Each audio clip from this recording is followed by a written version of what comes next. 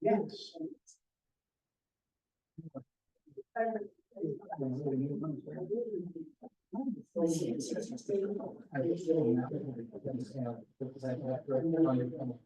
Sorry, do you have, is the presentation in the folder? The slides. Am I missing it? Oh. No, okay, that's fine, yeah.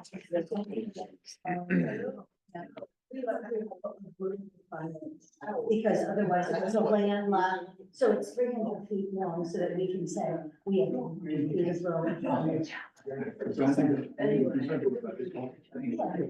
Are you sitting up here? You're not done yet, Ed. Failing. Short timer.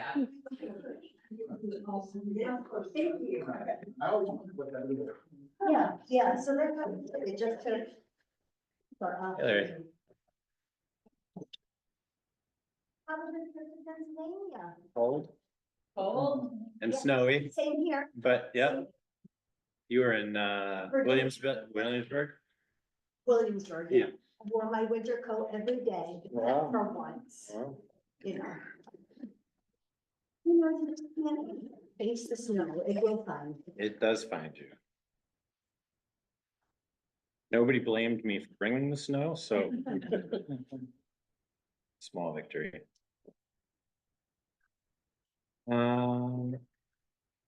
All right, well, so at 6:02, I'd like to call the meeting to order.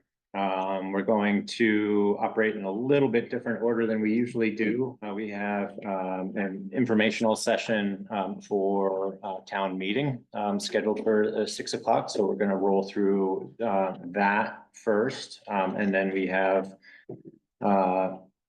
a few other discussion items before we go into admin things. So we'll start with that.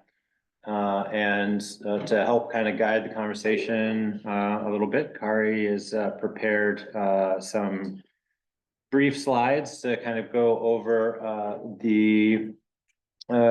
mostly the budget items that are going to be reviewed at town meeting as a kind of 30,000 foot view presentation. For the folks who are in attendance, can I just kind of get an idea if that is what everybody's attending for, is mostly for the town meeting informational session and comment? No? And all the other wonderful things that we do. Well, thank you. Generalist. There are, I think, Tegan and Craig Line and a few others. And Walter. Are on there, so we'll just want to, I guess. Do you see them if there's questions, or maybe we'll run through the presentation first and then we'll take questions after to kind of keep things. Yeah, we only have like 6, 7 Yeah, slides. it's not a robust presentation. So with that, I'll hand it over to Kari. Oh, okay, great. All right, so we are going to talk about. I wonder if someone's trying to join. That I can't see. Oh, here I can. Great. Cindy Lee is joining. All right, so we're going to talk about the proposed budget. I can. Advance slides. All right, so here's the overview.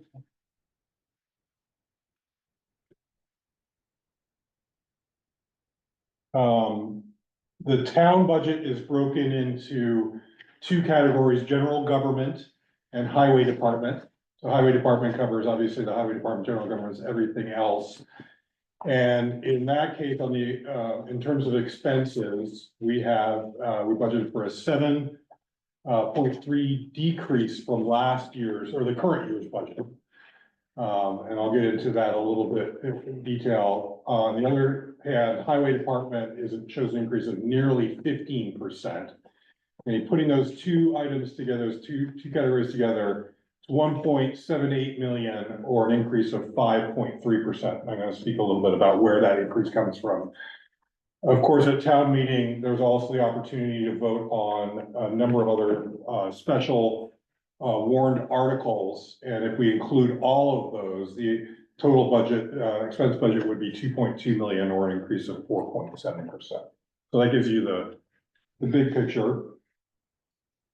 Most people want to know, well, where is the increase coming from? There's really three major categories. One is medical insurance for employees. Probably, many folks have heard that, folks throughout the state are facing this. If you're on Blue Cross or MVP, there's a substantial increase that actually took place, starting in January for the year. The town has been on Blue Cross Blue Shield for quite some time. And in the fall, we got word that the increase was going to be 23% for the plan that employees are on. So we evaluated our options, ended up switching carriers to MVP for the year, which was a substantially less premium for the same care. However, we are seeing an increase of $22,000 or 14% for the next fiscal year.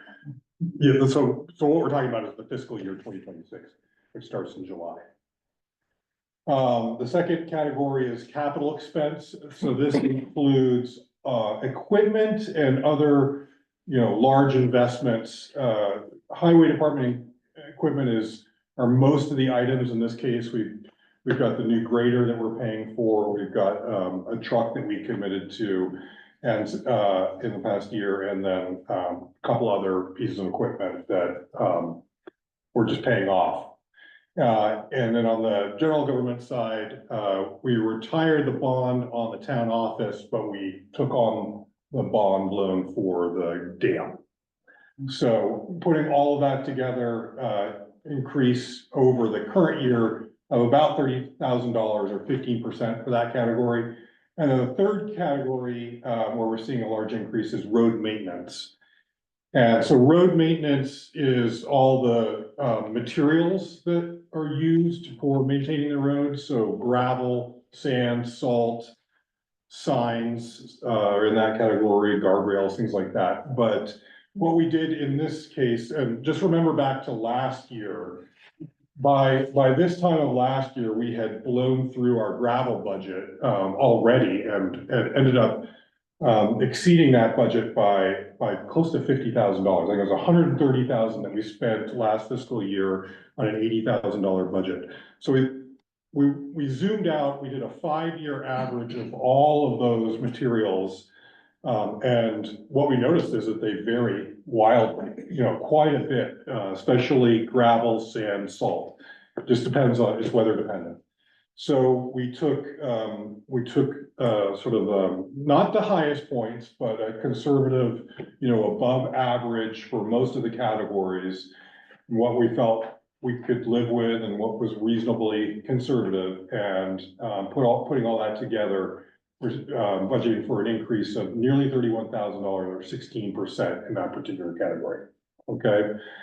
Those three items really account for the lion's share of the total increase, which is just under $100,000. That's what that 4.7%. So there's a lot, I should have totaled it up, but there's over 100 line items in our expense budget between the general government and highway department. So there was a lot of work that went into scrutinizing the budget, and a number of things were reduced, but this is where the increase is coming from. Okay, just gonna, here's a breakdown of how the budget is by category. Highway department now makes up half of the overall budget. General government's just under a third. Emergency services is the what we appropriate for Woodbury Fire Department and East Montpelier Fire and Ambulance. And that's just about 1/6 of the budget, and cemetery and social services are about 5% total. Okay, and then what most people really want to know is how will it impact taxes? So the town tax rate, so this is just the highway department and general government portion, which is most of it. Last year was 0.8653. My estimate for what the tax rate, if these budgets were approved at town meeting, would be an increase of 4.4%.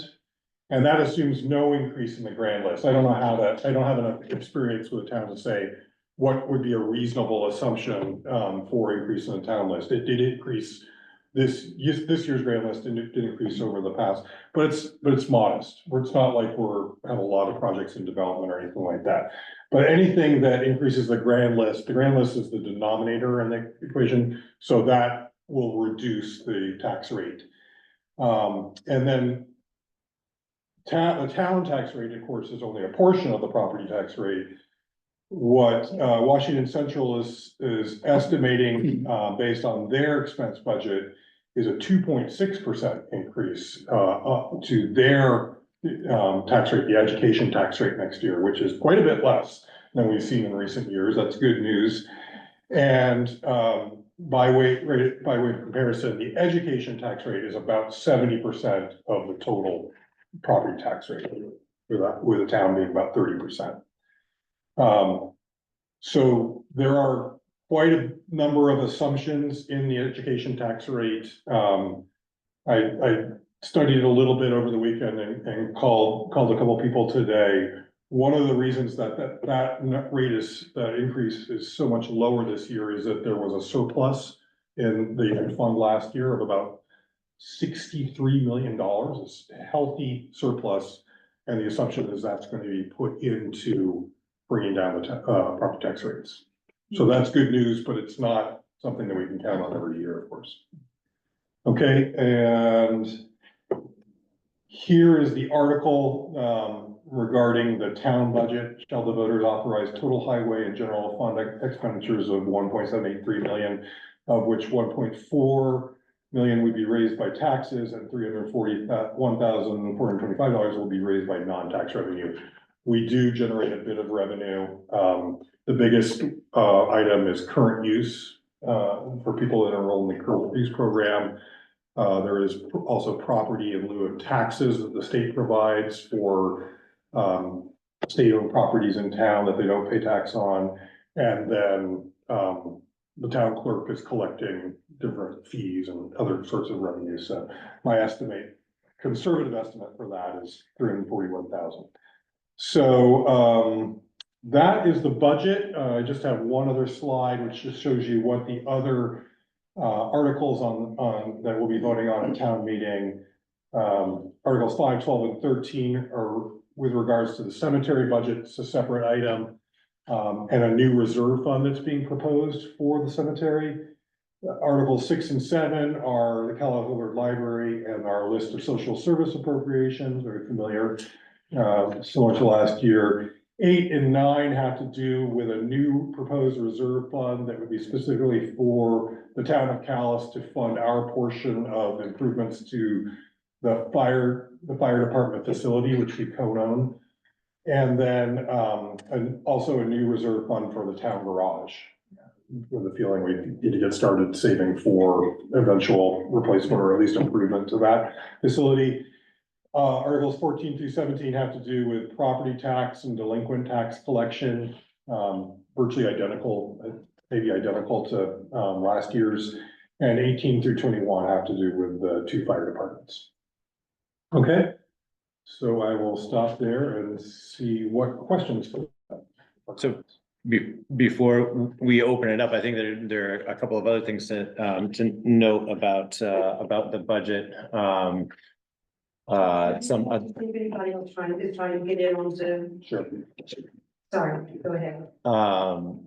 So we started off this process taking an initial pass at the budget, which basically is a rough in of what it would look like if we set aside all the monies and budgeted for all of the different expenses to the fullest extent that they're either requested or needed, and then we do a lot of head scratching for several months, which I'm sure hopefully most folks had kind of seen or represented in the agendas over the last few months. One of the things that we really felt was going to be important to commit to, not only the adjustments that Kari had mentioned in the road maintenance budget, where we're trying to better represent the real costs of material costs, equipment costs, and funding accounts for saving for new equipment purchases and that sort of thing.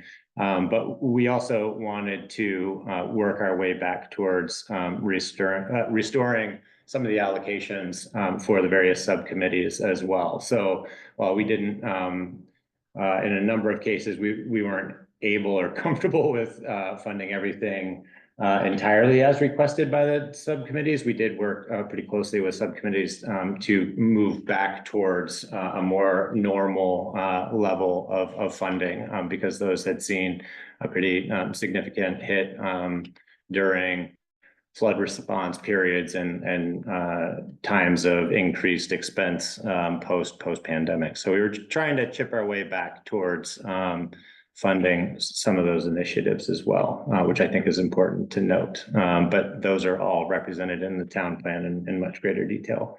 But I just wanted to note that.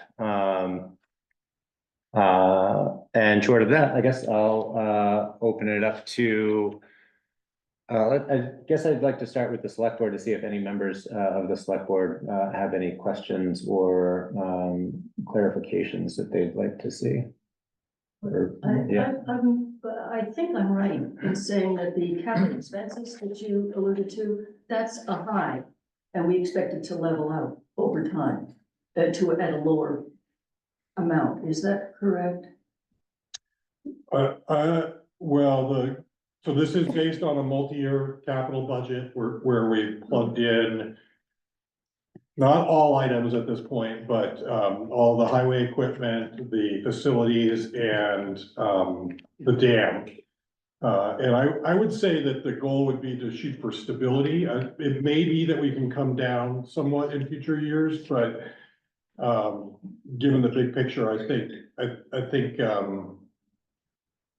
it's unlikely we'll see significant decreases over time. I would say in sort of a micro cycle, we are probably at about as high as it would get, at least in today's dollars. Because we had a little bit of a backlog in terms of highway department equipment. But as we've talked about recently, we've also got to factor in larger road projects. And that's what I forgot to mention. One of the capital projects is a grant, our match on a grant to make improvement to the flat section of Cantilly Road near the WEC power station. That, if you're familiar with it, is extremely muddy at certain times. Wetland. The wetland. But there's other roads that we realize we need to have in our plan. Including paved roads. The good news is we now have a plan. Yeah, that's right. And thank you for that part. You've done an enormous amount of work to put that together. So with that, I guess I will open up to questions from the public who are in attendance. So are there folks present here in person that have questions about the slides that we were reviewed, or any particular questions? I don't have any questions. I just wanted to say, as a member of the Conservation Commission, but certainly not speaking on behalf of them anyway, I want to thank you guys for the budget that you authorized this year. I'm really grateful for it. There's every reason you could have said these things need to be much lower, and I take this as some sort of statement of faith in that we'll do the right things with this money. Yeah. So, but I appreciate that. And I certainly join in on that. I've watched the Conservation Fund go up and down since the 30 years or so, and this is it's at a good place now. Thank you all. No, thank you. Members on the Zoom, yeah, boy, brain's a little smoked. Just have no questions. Keegan or Craig, do you have any questions? Yes, I do. This is Craig. Go ahead, Craig. Thank you. I've got well, I'll just say numerous questions about the Kent Hill Road project and also the county road.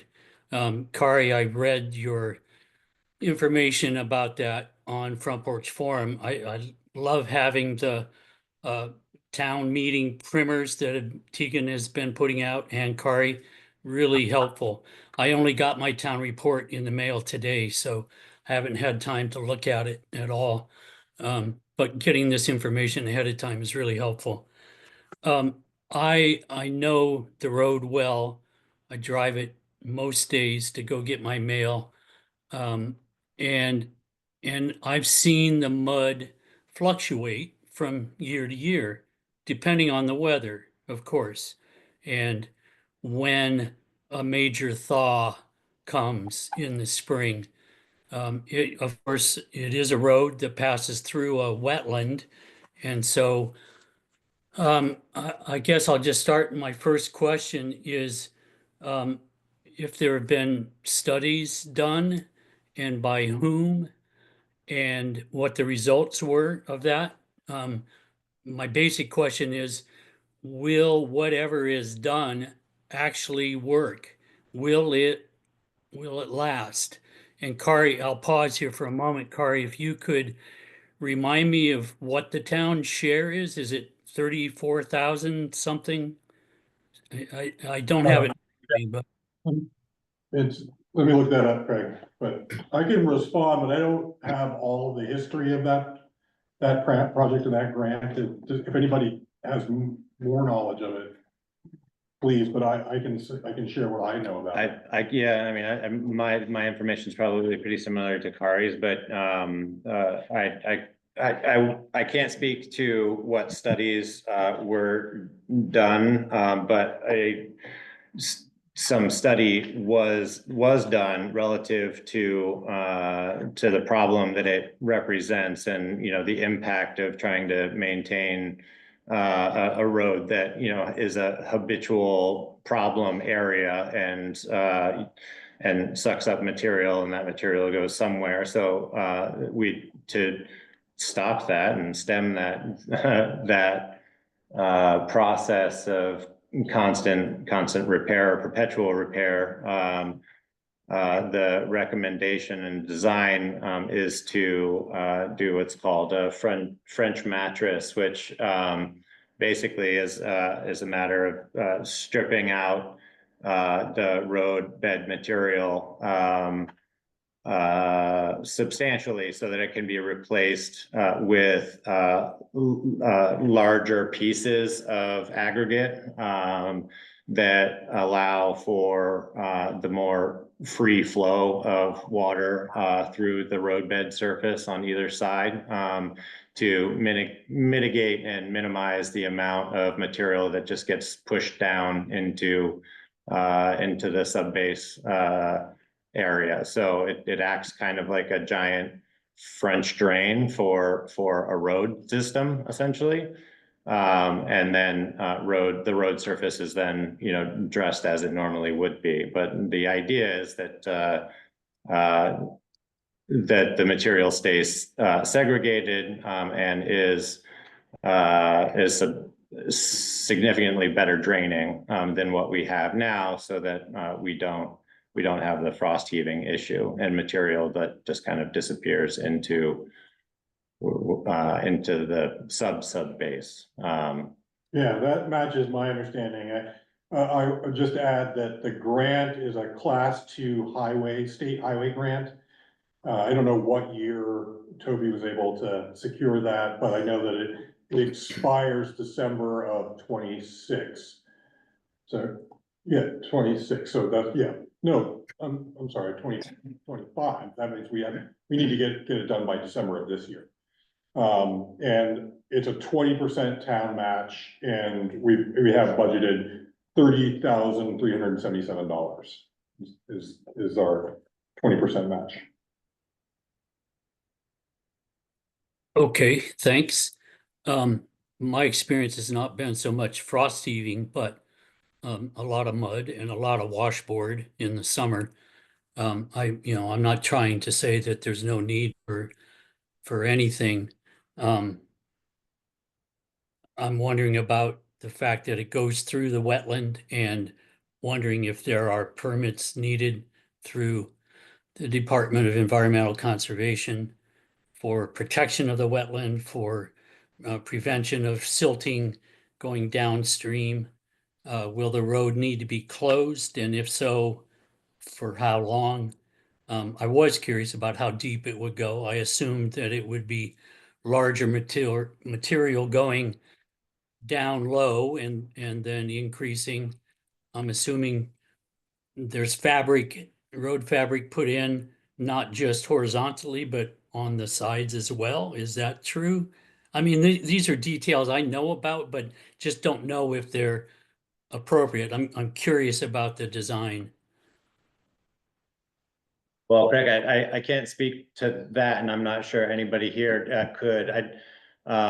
There's gonna be opportunity to review those details to a much greater extent after town meeting even. There's still a fair amount of decision making to be made whether or not this is something that the town is self-performing or potentially going out to bid for relative to the rest of the work that we may have to do before the end of this calendar year. So I do anticipate a lot more discussion in the coming weeks or month on how we proceed. I believe Toby's more Yeah. familiar with some of the details of the design, so I will Yeah. certainly get that. If he's not gonna be at town meeting, I'll try to get some more detail, Craig. I'm quite certain Thank the you. road is closed for a Yeah. period of time. I don't see any Yeah. way around. Yeah, I would assume. I mean, I know how to go get my mail. So yeah, that was another question I had. Is the town going to be doing the work, or is it going to be put out to bid? And if so, how's that going to affect the cost? Is the grant from the state a certain amount or whatever 80% is of the final cost? Because those It's could be two 80%, different. but up to a maximum amount. I don't remember what that is. We Yeah. can self-perform and treat the use of our labor and the use of our equipment as in-kind contribution, or we can just pay cash for a contractor. We're seeking bids now. I know that. Okay, yeah. I And then understand. we'll evaluate. The drawback of doing some self-performing is it takes us away from other opportunities. Right. Yeah, and we may be able to find somebody, I think who has a particular expertise in working in, sensitive areas or just is better equipped to move through the project faster. And, that may be worth a modest premium to have them do the work as opposed to us trying to self-perform and the opportunity cost associated with that.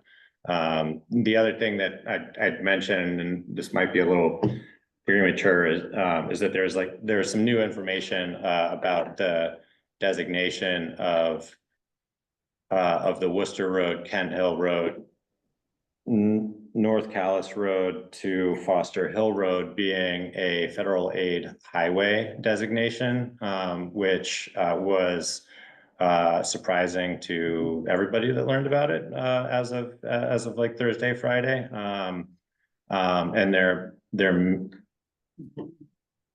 don't hold me to this, but there may be an opportunity to try to seek other grant opportunities to offset the cost of a project like this one or this one specifically on that road. It's a weird federal designation that wasn't really on literally anybody's radar. Yeah, so I'll kind of leave it at that. There's going to probably be some more conversation about potential funding sources. Yeah, it's a bit of a head warp, but Yeah. And so would that be, and you probably don't know this, but post factum, after the work is done, grants? Yeah. yeah, potentially. reimbursed? Yeah. Yeah. One other comment I have about the increased gravel prices. and the increase of $30,000, I guess, is due to this project, but I would caution the board to be careful about, spending significantly more money. 15% is significant in my book. And I think we've gotten used to ARPA money flowing in to reimburse the town for gravel costs and et cetera. But hopefully those days are over. I mean, ARPA certainly is over, and um, who knows what else is over. But I'm not sure it's the best time, knowing what you just said about the grant needs to be used by the end of this year. So, yeah, I'm just urging caution. There are a lot of aspects to it that are seem like they're unknown right now. So the material costs that are in the road budget would not include this particular project. That would be included in the project's estimated costs. So the material increase that's Kari or the increase to the material budget for the highway department that Kari was referencing was an effort to bring the funding of our material used for road maintenance up closer to being in line with what our actual usage is. So for the last few years, more than a few years, we have been underfunding that and overspending it. And the opinion of this board was that was not a fiscally responsible approach to be taking. We certainly spend a lot of time and a lot of thanks to Toby for all of the grants that he pursues, both for regular maintenance and for special projects to offset those costs. But we're living in a much more dynamic time where FEMA reimbursement for major washouts and repairs. We've been pretty fortunate to date, but we don't know how reliable that reimbursement is going to be in the future. And it just didn't seem responsible to underfund what we already know is going to be a cost center moving into the next year. And overspending, a budget that is being deliberately underfunded. That's a really good point. I agree with you there. I'm sorry to be sucking up so much time. Just a couple quick things. One was getting back to the permit issue. Do any of you know about what permits may be needed through the state? And I'm assuming since they are funding 80%, that they'll be on that. It's a significant wetland, has a lot of value. And I'd like to see it protected. So I can make an assumption about what would likely be required, but does anybody know anything about that?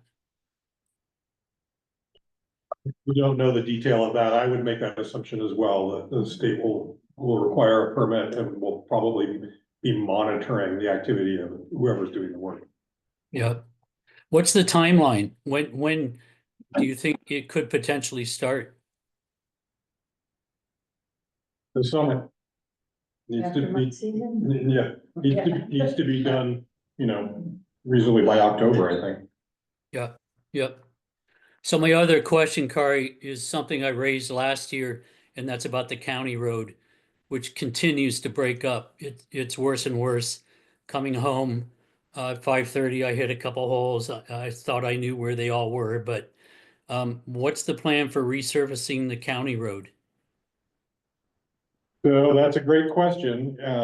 We are plugging it into the capital budget now. So there's no plan to replace anything in fiscal 26. We will apply for a highway grant. The state will fund up to 80%, 1 mile of pavement. And Right. so The oldest mile on County Road is the southernmost mile, and that's 2011, I believe, was the last time it was done. 2012 was the middle mile, and 2015 would be the third mile. We've discussed there may be some savings of trying, in terms of efficiency of trying to do more than 1 mile at a time. However, the state would only provide, funding for 1 mile, 80% of 1 mile. So we'll apply for at least 1 mile, for fiscal 27 and, hopefully be talking about doing at least 1 mile a year from now. So do I understand that to mean that nothing would happen for 2 more years? Well, no, it could potentially happen in the fall of 2026. Okay, That would be my hope. And then we also need to keep in mind, we have a mile or so of Marshfield Road that's badly in need of Right. repaving. And to clarify, Craig, that doesn't mean that nothing is done between now and then. I think there's gonna be a fair amount of discussion, as we roll into spring on what we're going to be doing in the meantime to get us to the point where we're resurfacing the road. So pothole filling, et cetera. The plan isn't to just let it continue to degrade, but we are at this point at the point where we're trying to carefully balance what resources are put into the road prior to having it resurface. So we have a bit of a scoping. So, and as I guess found out Saturday morning, County Road also is a federal aid highway road. So so that may work to our advantage. Most of our perspective has been influenced and limited by, what the state will contribute towards funding for that. But this being again, a federal aid highway, whatever that means, we're still trying to figure it out. There are other buckets of money that are annually allocated that we may be able to tap into there to further offset our costs. so the cash comes in buckets now. what I Well, there understand? are buckets of it for theoretically, there's it was pretty obscure digging around through federal websites and reporting over the weekend. So I think we're all trying to wrap our head around it a little bit, and better understand what opportunity may come of it. Anyway, Well, I'd just say in closing, to my mind, many more people use the length of the county road or use a mile of it or 2 or 3, and it would serve more people to get that fixed, at least to make it significantly better than what a half mile of Kent Hill Road. It's a problem. I drive it, I know, but when you're trying to figure out how to allocate resources. Anyway, thank you very much. I appreciate your patience. thank you, Craig. It doesn't look like there are any other questions. I don't believe so. With that, I'd like to move on to discussing the proposed land purchase.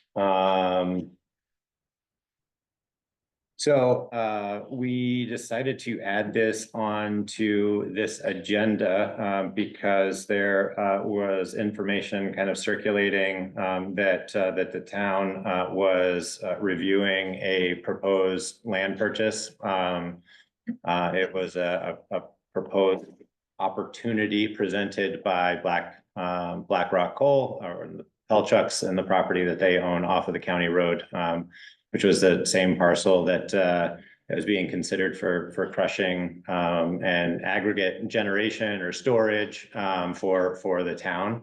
And there was a fair amount of interest in the community. That was early interest when word kind of circulated about the town exploring land acquisition and trying to independently source material to try to offset its costs if it could, relative to what it learned through the 2023 and 2024 flooding events. So in that exploration, which I was delegated with the responsibility to kind of look into, it became apparent that it was going to be a little more complicated than we initially thought, to take ownership, or at least consider ownership of the parcel, without taking a much closer look at what the calculus would be, and using the parcel to its fullest extent. So we pumped the brakes a little bit on including that as an article for consideration for the voters, because it didn't seem like we would be able to get enough information together in time to make a recommendation to the voters that wouldn't also come with a significant impact to the taxpayers who would be funding it. So relative to the other loans that we're servicing and increases to the budget, we thought that it made sense to slow down that consideration a little bit, so that we could take a better look. The Pelchaks have been very patient, I would like to note, in continuing the dialogue around this. I think everybody sees it as an opportunity for the town to either source or store or somehow stabilize its material costs over the long run. But it has an existing Act 250 permit that comes with its own covenants and obligations that we would also be potentially absorbing if we took ownership of it without making some modifications to that permit in advance, which is an option. So with that, I guess I would entertain any questions that anybody might have. We kind of put it in here because we thought it'd be nice to just kind of speak to it in advance of town meeting. So should folks have questions about it, now would be a good time to talk about it a little bit more openly before we get into town meeting. And we certainly didn't want people to feel like we got to town meeting and there wasn't what happened to it, and have a bunch of questions as well. So Larry, it looks like you've got a question. Yeah, I came to your meeting late October, when it may have been the first time it was discussed in the group, and I found it fascinating. I want to say, as I think I probably said then, that I'm a neighbor. I live on Bliss Pond Road, sort of roughly across from north of this. However, it seems like if it makes sense economically, certainly it makes sense for the town to protect its interests by finding places like this that can either serve as storage or possibly actually the source of material. The one thing that I'm here for tonight, though, is to follow up on what my notes indicated. You had said during the discussion that that in terms of access to and from this parcel, for using it for storage or crushing or whatever, that the idea would be to solidify the current easement from County Road into the site, the one that has traditionally been used. And in connection with that no road directly down or north to Bliss Pond Road would be considered for this project. And if that's not the case, I would really like a chance to talk about it, because that would be a huge mistake, in my humble opinion, for any number of reasons. You know what I'm talking about? Yep, Property has that tiny little strip that goes up, Yep. and then it goes across. And Rose told me tonight, I knew that there was some special reason why it was there, but Rose explained that it's actually our own zoning regulations that require there to be 300 feet of frontage on a public road. And of course, the only access therefore had been on the easement out to County Road. So they acquired this little strip and technically meet the requirements of the zoning regulations, but there was never an intent to turn that into the road that's used. Right. with Materials in and out and so forth, and, as long as that's not gonna be on the table for part of this, what we do with it, I'm fine, I don't have anything else to say. I think there is a possibility that people would actually consider using that little strip of land and bringing those big trucks in and out on a little. Yeah, dirt no, road. so I don't mean to cut you off, Larry, all that much, but I can kind of speak to that, or respond to that a little bit. The access, through County Road is a permanent right of way, that it would, comes with the deed of the property, or would come with the deed of the property to anybody. It's a commercial curb cut.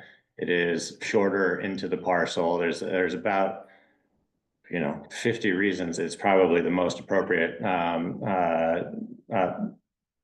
access for any significant volume of trucks of any sort. I don't think that it's terribly feasible to develop a new access point off of Bliss Pond, for many of the reasons that you had mentioned, plus it doesn't already exist. And so it would require a significant amount of work to just develop it. At no point was using that particular strip something that was being considered as an opportunity. It already has a perfectly adequate point of access, though that comes with its own challenging dynamics of wanting to maintain good relationships with the neighbors, et cetera. I think it's a long way from that kind of conversation and what is its intended use. One of the early assumptions that was being made about the parcel is that, let's maybe not try to define it too much by what we are or what the specific plan is, and that an opportunity like this doesn't come up very often, and sometimes you just need to make a decision to acquire an asset when you have the opportunity to, and we'll sort out the details of usage later. But what I certainly came to find out through conversations with A&R and around the permitting for Act 250, because it has an existing Act 250 permit that's very specific to a particular extraction operation. At this time, our usage would be limited to that. And so to modify the Act 250 permit, we would have to include all of our plans. And that then seemed like a big ask to try to organize and try to get all the hypotheticals encompassed in an adjustment to the Act 250 permit, which does have a process and you can go through it, but it requires time and resources to go through that permit modification process. So that's largely why we kind of changed course a little bit and slowed the conversation down a little before making a recommendation to the voters. So if any consideration of actually putting a road out to Bliss Pond Road were to occur, it would come in the context of seeking a new permit and conditions that it could operate under. Or a different usage entirely, yeah. Whether it be for conservation purposes or something else, town forest maybe, but I think that the primary appeal is that it has an existing extraction operation that has very accessible material that we've already done the numbers on crushing ourselves and then stockpiling material. And those numbers do largely check out, especially in an environment where the material costs continue to rise and access and competition for them continues to increase. So I think that still is probably the primary focus of that consideration. But we were kicking around the idea of, well, maybe it's a good location for a supplemental town garage for equipment storage or material stockpiling. But what I came to learn was that those usages wouldn't be covered by the existing Act 250 permit and would require a modification to the permit. which is not untenable, but it's an extra step, for sure, so. Unless there are other questions, I think I'd like to probably move on from this one. Because we could probably talk about it all night. Doesn't look like we have any on Zoom. So we have a period of public comment that was reserved for, after that particular topic for 15 minutes. Does anybody in attendance have a desire to comment on anything other than what is on the agenda?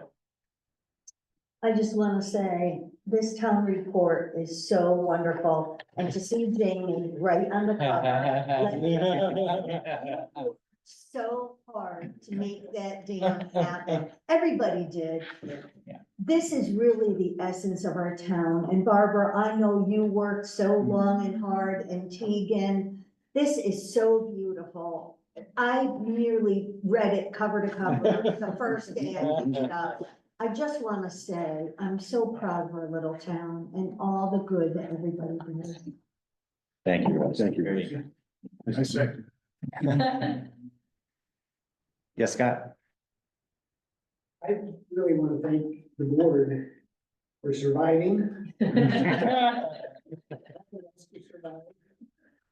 Oh, the things that you all, plus Gabrielle and T and Donnie, have gone through are amazing. And we've come out well, thanks to your organization and hard work. Thank you all very, very much. And particularly thank you for finding Calais. Yes. Well, thank you, Scott. I think public comment, which is the Anne's last meeting. Oh, That's right. Thank you, Anne. Maybe for now. Well, you'll be sitting with us for, Of course. but it doesn't Of course. count as a meeting. Yeah.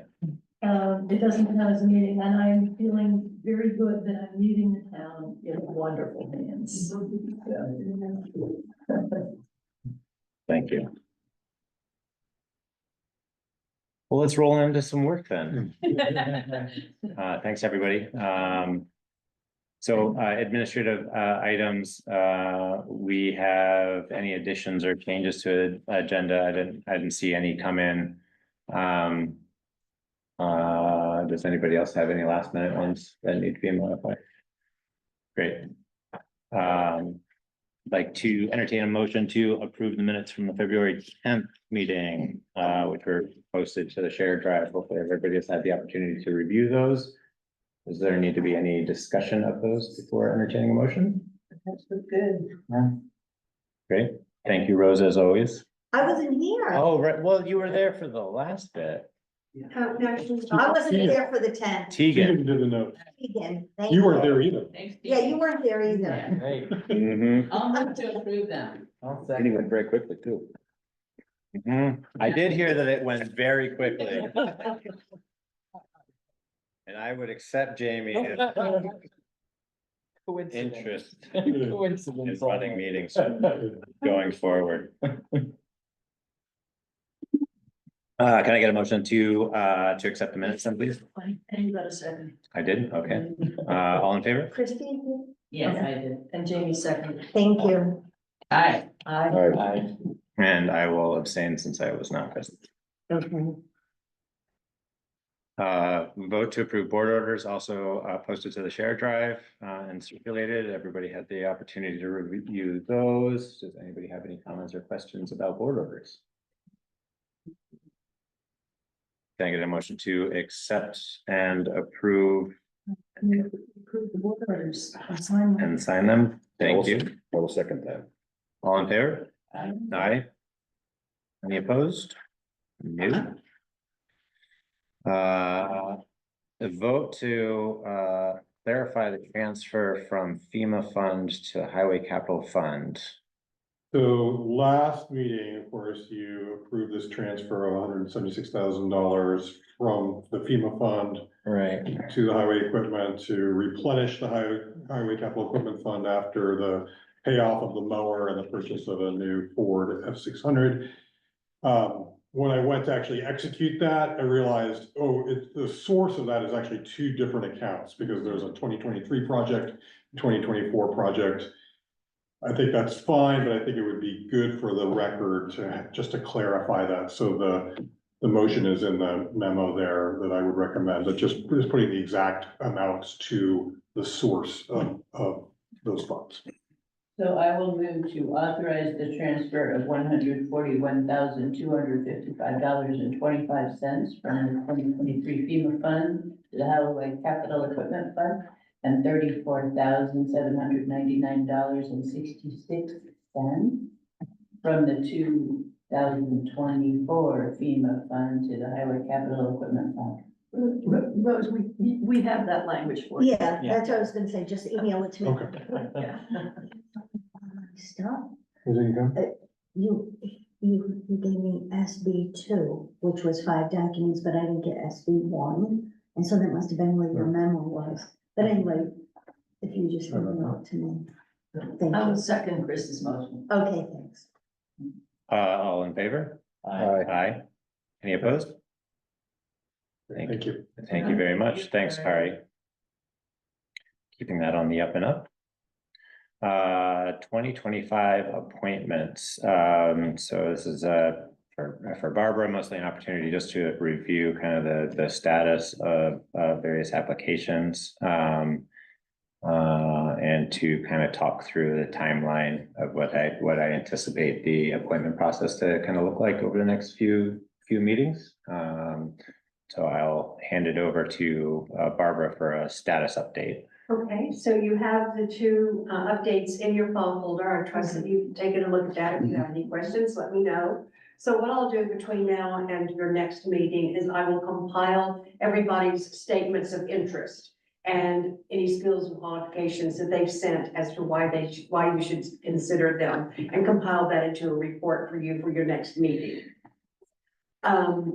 Any questions about that, or comments or thoughts? I have one, which is, we've had only one person indicate interest in taking over, not replacing, we can't replace her. We're filling in for Rose as our select board recording secretary. It was Jeff who came and tested it, and it didn't work. So no other interest. So I would like to recommend that we just go ahead and place it as a job opening, and we try to recruit based on what it's budgeted for. So with that approval, I work with Kari and get that posted after town meeting. I think that makes sense. I think the other thing that we should maybe consider is that we included recorder roles that would be compensated for the development review board, and then also the planning commission, I It's believe. not planning, it's actually conservation. And I actually, thank you for reminding me. I actually did check in with Willa and Larry about that. They have both sent me the amount of that they estimate that would be for each person, so I can compile that all into one position and then include it when Kari will work on a job description or whatever to get something posted. And Willa had expressed an interest in maybe finding a candidate that we would be able to share for multiple roles if that somehow attracted somebody who for one reason or another. So I think it would make sense to maybe think about that and maybe post it together relative to the input that they've provided on what the time commitment would be. Maybe a tough one, but I think that could make it kind of compelling. It's going to be very similar skill sets, I would imagine. Oh, yeah. Yep.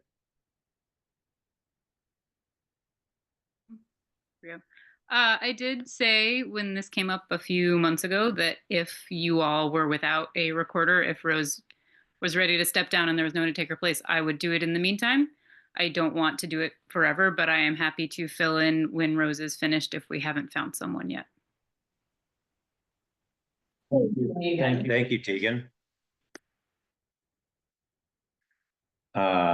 So on that note, relative to kind of how I propose that this rolls out over the next few meetings, and we've been trying to add a little bit of structure and deliberation to these appointment process. Barbara's done a fantastic job soliciting input and interest. I think we've done a good job reaching out to those who may be interested in reappointment, as well as giving people in the community the opportunity to raise their hands if they want to be considered for a particular position.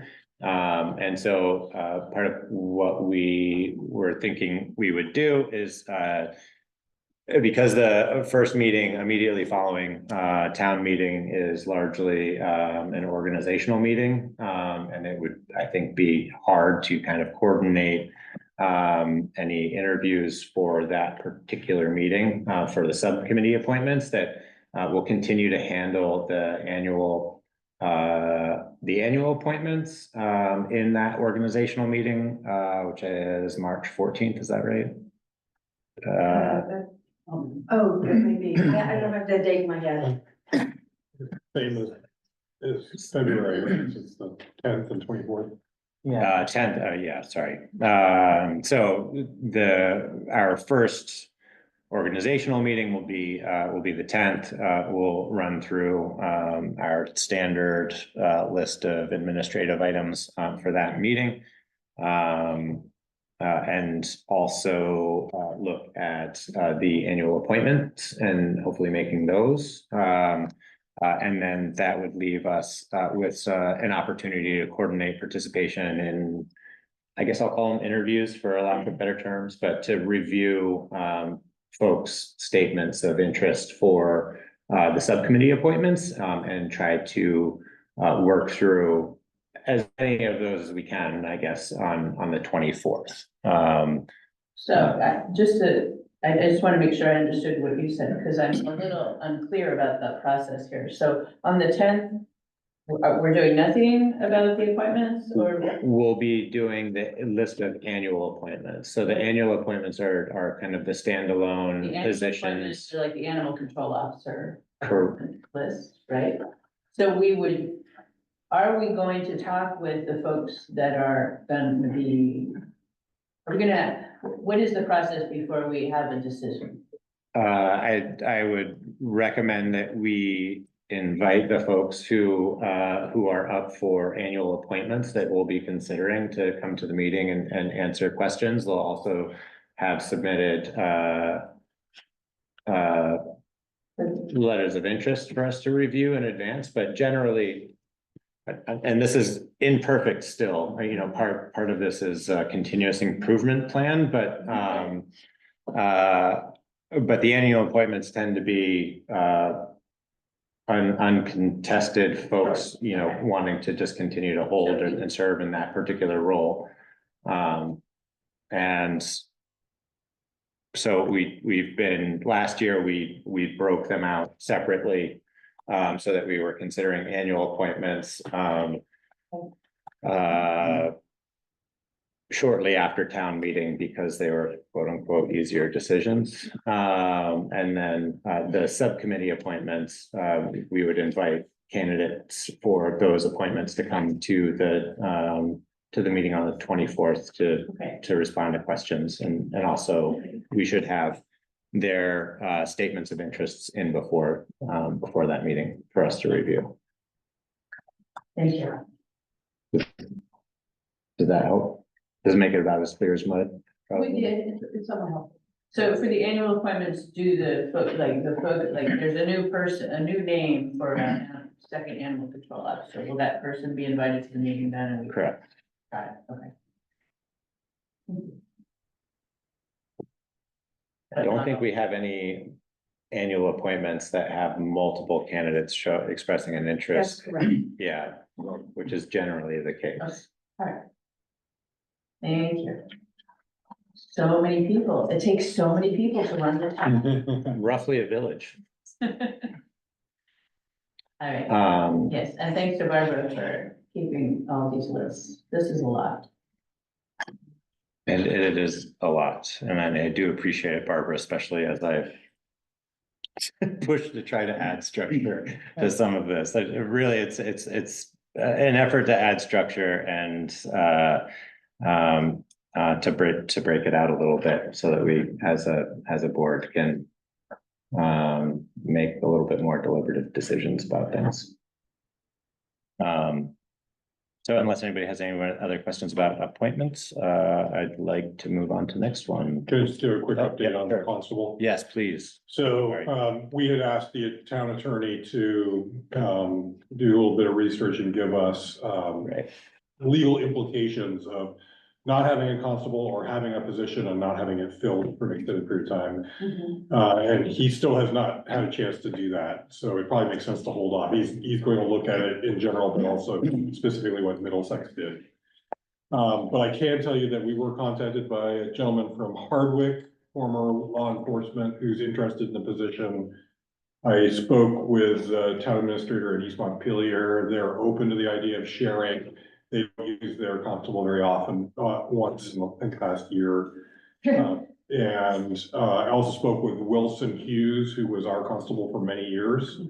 And he said, he didn't have a strong opinion either way about filling or not filling. He did say that it was very valuable to him as constable to be able to write ordinances, because breaking out the ordinance pad and saying we're, starting to do that's what changed behavior. And so he thought that the training and having, a solid understanding of how to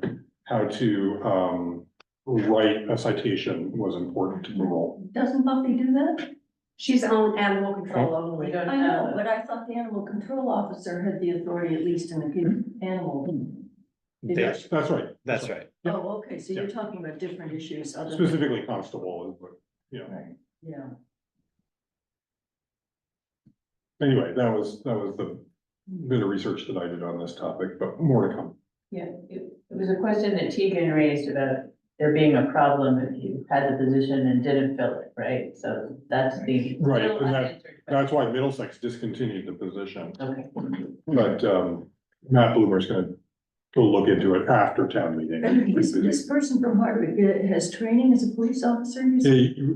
I think he's former state police. So could actually do some of the things that we currently ask the sheriff to do if we were to. Well, I don't know about that. it depends on the authority of the constable, right? No, I think I have to check, it's been a while since I looked, but I think it depends on the level of training that the person's had. That's about my memory we If talked they're a about. level 1, they can only issue citations. If they're a level 2, they can actually do more things. Yeah, I think that's right. It sounds like this guy might be a level It- 2. so yeah, it that might be, an interesting- It may be, I think the bigger question though is whether or not we can find somebody who has the time to, even at a level 1, if they're issuing citations. One of the things that we learned over the last few months, and Tegan had sat in on this training from BLTC, I think Kari did as well, is that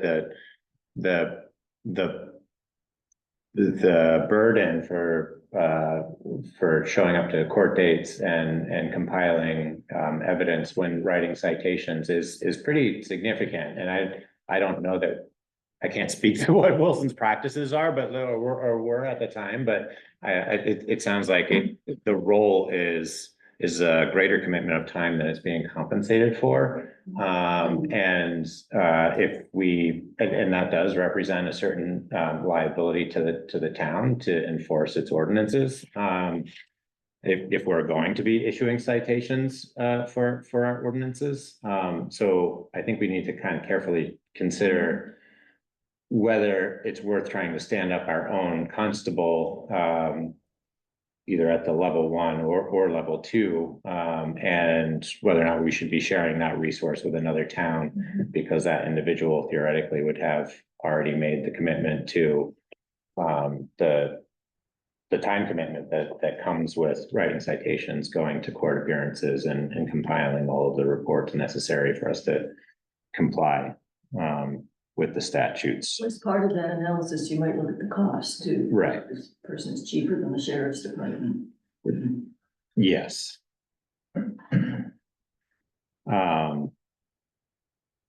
Right now, we're only contracting the sheriff's department though to largely do traffic control. Well, we would call them if there was an issue, I think. Uh, I think yes, they're available, if there's a robbery or something, they'll come and investigate. Yeah, they are, but so are the state police, and we don't have to pay them, so. So there's kind of a hierarchy of calls that we should work through, it should theoretically start with the state police, which the state police did confirm with me that if we start those calls with the state police, obviously they're dealing with resource issues themselves. They coordinate very closely with the sheriff's department, so that if there is a need for response, the sheriff's department then goes out, but it is a way for towns to manage their sheriff contract allocations by starting with the state police. And if they are available, then they can do that. Where that's different, I think, is with just the traffic enforcement. And I'm not sure it would be financially viable for us to have a constable that's doing traffic enforcement. But I think we'll start with getting feedback from the we're still attorney. waiting for But thank you, Kari, for continuing to look into that and pull that information together. Town meeting. So there's just a time for discussing the final plan for town meeting. that. I have a couple items. One is, Yeah. this isn't the memo, but both the LCT and the town's attorney agreed that there really is no authorization for participation by Zoom at town meetings specifically, so we're warned against it. So, people can use it to observe, and Sarah Black will monitor and make sure that's working. The other thing, just open your feedback, should we plan on making a budget presentation like we did tonight, maybe using the slides? Do you think that's helpful at town meeting, or just, or not? Or not going into it? I thought that was a terrific presentation. I think people would really appreciate it if you'd be willing to do it. In the right amount of detail? I thought it was great. Yeah, Okay. Good. All right, we'll do it. It's ready to go. perfect. Thank you. Now we have to practice. Yeah. Well, I have a question. You've put our names next to different items. Is that because we're supposed to move that, or do you expect us to speak to them? What was the vision? It was mainly to respond to questions. So who's gonna move those articles? Don't we move those articles also? I guess if no one else does, then then be prepared to move them. But it could be that somebody else will raise their hand. I think usually it is the select board that does it, so. Okay. I think Gus I think was here, he said, well, you'll. Gus usually calls for the question, and then I remember many of those coming from the floor. But Gus generally introduces it, initiates it, asks for a motion to move, and then entertains questions or comments. Yeah, so I thought you expected each of us to move those articles that you assigned us to. No, So- I would say be prepared to if no one else To does. answer questions. Right, yeah. Yeah, and move if someone. But you're not expecting us to speak, each to speak to them, okay? No, in fact, I don't think any of the other ones really need a presentation. They're all I agree. more or less self-explanatory. But the budget, I think we'll spend a little bit of time. so everybody, My name is next to the ones about the fire departments, and I was assuming that the Yes, and representatives from. yeah, the we've fire confirmed department there will be there. representatives from both fire departments there, so. Okay, so they're the ones that would Yeah. have. Yeah. Okay. other questions about the plan? I'm hoping it's a pretty straightforward town meeting. I don't think that there are too many contentious or controversial items for town meeting. We've had many conversations. meeting, right? It's not our meeting. Is everybody feeling kind of comfortable with items that are listed there? So the other thing that to kind of coordinate around are the attributions. Right, and we were thinking that we would maybe have a statement or somebody taking ownership of statements for tributes. So I believe Tegan is going to do that because Tegan opens the town meeting and welcomes and then turns it over to Gus. But I think when she does the welcome and as our current town clerk, she wants to make a statement about Eva, but I will turn it over to Tegan to let her address that. Yeah, that was the plan. I was gonna get up and say hello and mention Eva and also mention Sai, and then open the floor for moderator nominations.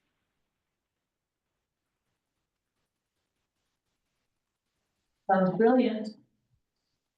And so Tegan, as part of that, you will also inform the public that the select board and the town office are working on a memorial tribute of some kind to a plaque or some memorial plaque or something for Eva to be hung at the town office. It is on my list for tomorrow to get a script or at least some bullet points down, and then I can share them with you all, and you can let me know if there's any tweaks you'd like made. That sounds great. Any more discussion of the town meeting plans? Just to add to the budget presentation you were talking about with Kari, Barbara and I are printing out and stapling together those town meeting primers. We'll have some to hand out at town meeting for anyone who would like to peruse them as the meeting goes along. I don't know if anyone's going to take them or how many, but we thought we would have them on hand. A friend suggested it last week, and I thought it was a pretty good idea. Great, thank you, Tegan and Barbara. With that, we'll move on to the East Montpelier Fire Department. So we wanted to review the, yeah. So, I was just gonna say, Yeah. this has been kind of a long process, right? Yeah. Over a year, Started well. been working on this. Over 2 years, okay, all right, so last time we discussed this, we just settled on the changes that we were interested in. I shared those with the town of East Montpelier and the fire department. They seemed good with them, and East Montpelier had their attorney review one more time. They said, go ahead. I corrected the typo that Christie found.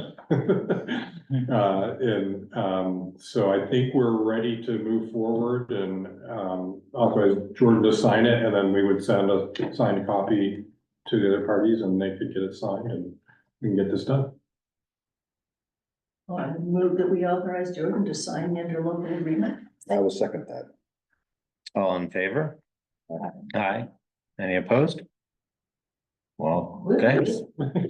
Fantastic. Good job, everybody. Yeah, And thanks. this agreement is so much better. Yeah, it's a big improvement. I really like the 5 years Yes, automatic 5 renewal Yeah. unless, you know. yeah. Well, Some that was people give a in year's the notice. original agreement. Ah, That was just copied from the agreement that we negotiated, 15 years ago? We started this That's whole, back to the future. we just, went back to that. And I'd like I mean, what's underlying in all of that are the very active conversations about expectations around Having a conversation. presenting us with budgets in a timely manner that show plans The for, deadline and everything. yeah, deadlines and everything, you know, which I think was maybe originally the impetus for some of the initial kind of interim changes, you know, as a way of Yeah. trying to force that conversation. And I think it's kind of gotten to a place of mutual understanding. Everybody is like, nobody wants to blow up the relationship, Yeah. but Right. the expectation is definitely that we need a little more transparency in the budgeting process and the ability to provide feedback, and that certainly has been heard. So I think we're there to the extent that we can be. And now we have a reserve fund as well for saving for unanticipated expenses and costs. We'll see. We'll see Voters. if the voters approve it. It's standards for the building, which is now, how old? I think we built it in about 2010, 2010. was it 2010? Yeah, so it's 51 years old, so it's likely to start needing some things.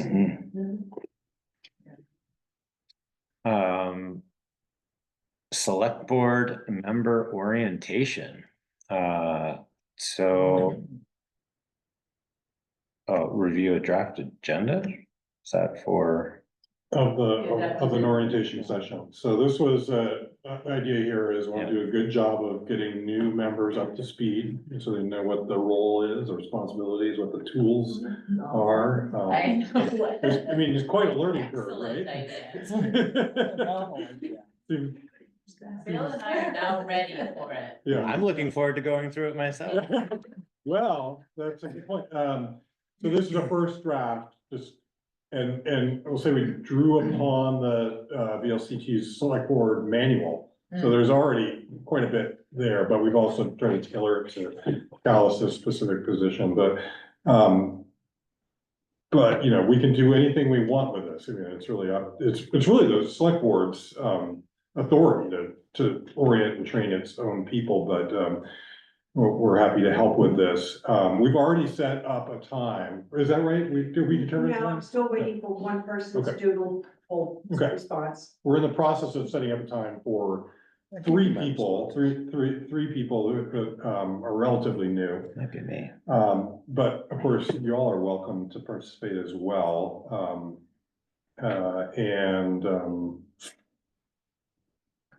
Mark, actually, today, Mark Mahler made a good point, which is it's very common to overload new board members with information. And it might make sense to break this up into, you know, some of like the fundamentals and then save some. But so it'd be interesting to get your feedback as more experienced new board members, you know.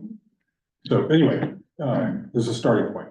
Yeah, this is great. I really like this. As you know, I think that this is hopefully maybe a model that other committees will consider.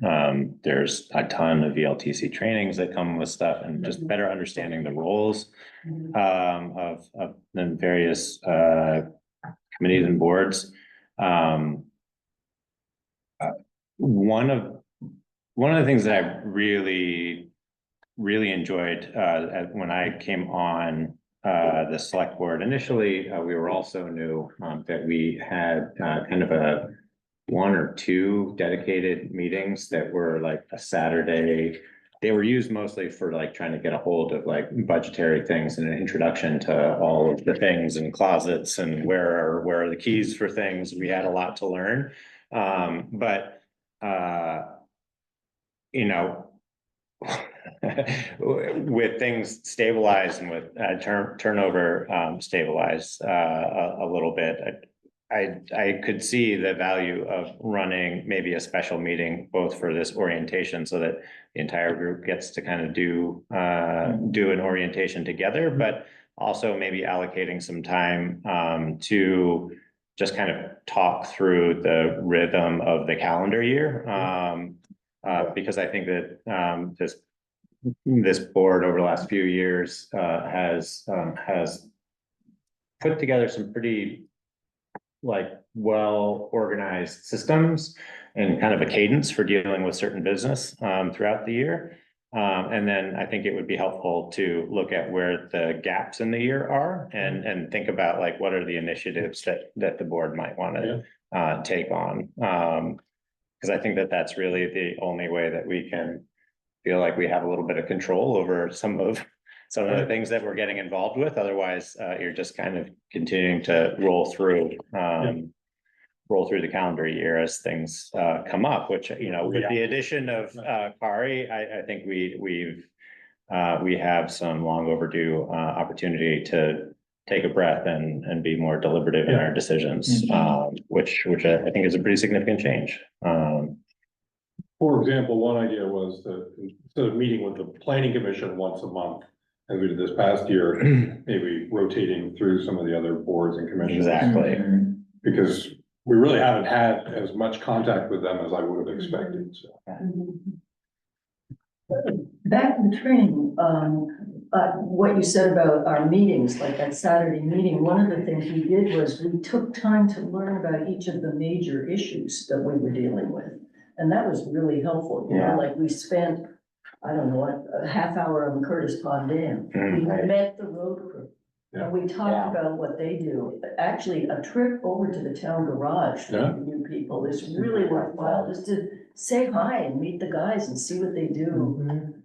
Well, Yeah. Bill doesn't need to do that, but, I like to go anyway. so you just might think about content as well as, a process.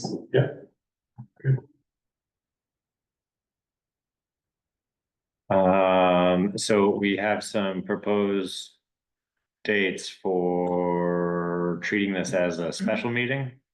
Is that? The advice from the VLCT attorney was to warn it and treat it as a meeting. If theoretically you could get away with not doing it, but you couldn't discuss anything specific to the Cal Select Board's work, you'd have to be So broad, generalized. right? And that just Reason doesn't seem not to. realistic, plus the perception. Yeah. You wanna avoid any problems there. Well, I think this is a good starting off point. And we're gonna be covering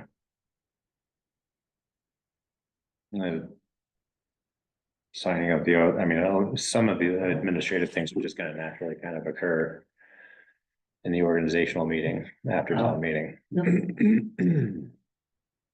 Okay, well, we'll continue to work on it. If anybody else has any other ideas, I'd recommend sending them to Kari, and we'll try to get maybe a couple of meetings set up, a special meeting set up to break this up a little bit. Is it Carly or Barbara who's doing that? I guess you guys are doing it. Either one. Yeah. All right. Moving to the volunteer staff appreciation. Barbara? Yes. So, presented this idea to Friends of Calais to see if they would be willing to work with us and help us coordinate and organize the event and so forth, and they were happy to do it. They have, an annual calendar, and they have, 11 events on their calendar, one event every month, except the month of August. And so they said, yes, they would be happy to help if it was in the month of August. And so we talked about a date, and then we also talked about a place. This would be ideal, except for the sound quality. Once we get more than 10 people in here, it's just too hard to understand what's happening. It's so loud. So, I put in your select board folder the correspondence I had with the Memorial Hall to see if they would be willing to let us do it. It's very pricey to rent Memorial Hall. It's such a beautiful, lovely place, but it is expensive, and we didn't have it in our budget. And so we fortunately got that requested to them just prior to a meeting of the board of directors. They reviewed our request, and they have said, yes, we can hold this event at Memorial Hall. They will waive the fee. We will need to put down a damage deposit, but as long as we clean up after ourselves and don't make a mess of the place, we'll get that back, fully refundable. So we're looking at Friday, August the 22nd, with the select board's approval, and doing it at Memorial Hall. I just put projected start time of 5 o'clock. I made something up, so we can talk about the start time, but let's just move forward with looking at the select board to see if you like this proposal so far. Working with Friends of Calais to help us put it together. Friday, August 22nd at Memorial Hall at no cost to the town to rent the hall. And we budgeted $500? Yeah, we don't have much of a budget for it, but with Friends of Calais helping us, and so then we can talk about format afterwards, if we're all good with the date and the time and the place. Yeah, good work getting them to agree to that, Barbara. You know what, it was pretty easy, I got the request in, I suspect Bill was at that meeting, so probably spoke up on behalf of the town, thank you, Bill. Can you remind us? And so then I'd like to hear your feedback about the format, what you would like to do. I'm thinking that we would have friends do the organization of maybe requesting potluck dishes, make it similar to town meeting. And make it the community providing potluck dishes to thank the volunteers who run this town, all these people that you guys will be looking to appoint. And you're on the water, you gotta do a barbecue. It's August and you're on the water, you gotta do a barbecue. Friends of Calais does a barbecue there in July. The month before, they will have their annual barbecue at Memorial Hall in July. Just saying. Barbara, is the capacity of 99 people good for the event, you think? That is yet to be determined. So my question back to you would be, are you looking for us to invite everybody in Calais to come? Or are we only going to invite to attend the people who volunteer with the town? The people we constantly communicate with and work with? Or is it open to the town, anybody who wants to come and attend? I thought the idea was a volunteer appreciation day. You're thinking you'd expand that now? Well, no, we could invite community members who don't volunteer, they could come to thank our volunteers. I'm asking, to answer Christie's question about attendance, if we only invite our staff and the people who currently volunteer in a role that you guys appoint, then we would be under 100 people, I think, for however many people would RSVP. It would be over 100 people who get invited, but probably not more than 99 would attend. But if we're going to host it to front porch forum and invite people to attend, to come and thank our volunteers, then it could get big. Parking is always an issue over there. Yeah, just saying. It's better than it is here. But I don't think it's not really. actually. No? You call park back here. I would suggest just the volunteers, but the Yeah. plus ones, I think, is appropriate. Right, Yeah, plus ones, and then maybe not only appointed volunteers, because there's lots of people who aren't in an Sure. appointed position, but, you know, I'm sort of thinking about the 6 or 8 people who volunteer to help with Green Up Day every year, and aren't appointed to the committee, but. And see, I don't know who So- those people are, so I wouldn't. know Right, who but these- that's just one Yeah, example that we might that's a very good example. do a slightly wider net than. Might we miss some people though, So tell everyone, if you volunteered, you can come. Right. That's also a very popular time of year to go on vacation, so Yeah. we're not gonna get everybody, just Yeah. recognize that Yeah. for that. So I think it makes sense to try to keep it limited to the folks who volunteer their time for the town. You know, I think that that office staff will probably have a pretty good idea of maybe some of the folks who aren't formally in a role, but are dedicating their time. But I think we can also put it out to the committee chairs, if there are individuals who participate in your program on a annual basis that you'd like to include, you know, that it's the intention to offer up a thank you. And let's just see what that list looks like at first, and get a count. Maybe promoted as such, and then depending on what kind of feedback we get on confirmations to attend, then we can decide whether or not we want to open it up to a wider net, or if we want to maybe offer a specific recommendation to like members of the community who might want to show their appreciation, like can they do it in a particular fashion to support the event or what have you, but yeah. No, what is the parking capacity at Memorial Hall? it depends if you manage parking or you don't manage parking.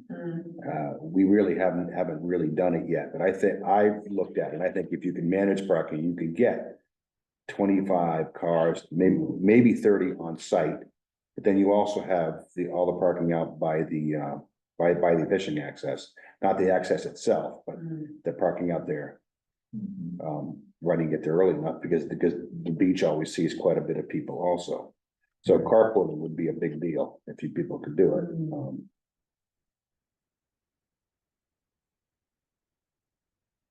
Very good. Well, Barbara, thank you for reaching out to the board and thanks to the board for to making that available to the town. I think that's So I would like to know if you guys Yeah. would like for us to use Memorial Hall, so I can get a rental agreement with them before they rent it to somebody else. Yeah. I think it makes a lot of sense. I do think it's better than trying to do it here, Yeah, that it's challenging, that not much better, it's not much more convenient from a parking perspective and there's obvious limitations to Okay. trying to have a group of folks in here. I like the idea. If the weather's nice, that we can go outside and have folks gather outside, and that'd make it even easier. So I think it adds a lot of flexibility to. Okay, go over. do you guys want to consider a different time than a start time than 5 p.m.? August 22nd is a Friday. I Jamie, mean, earlier, Friday nights are always gonna be Yeah. hard for me, but I can probably swing We're it. giving you 7 months notice.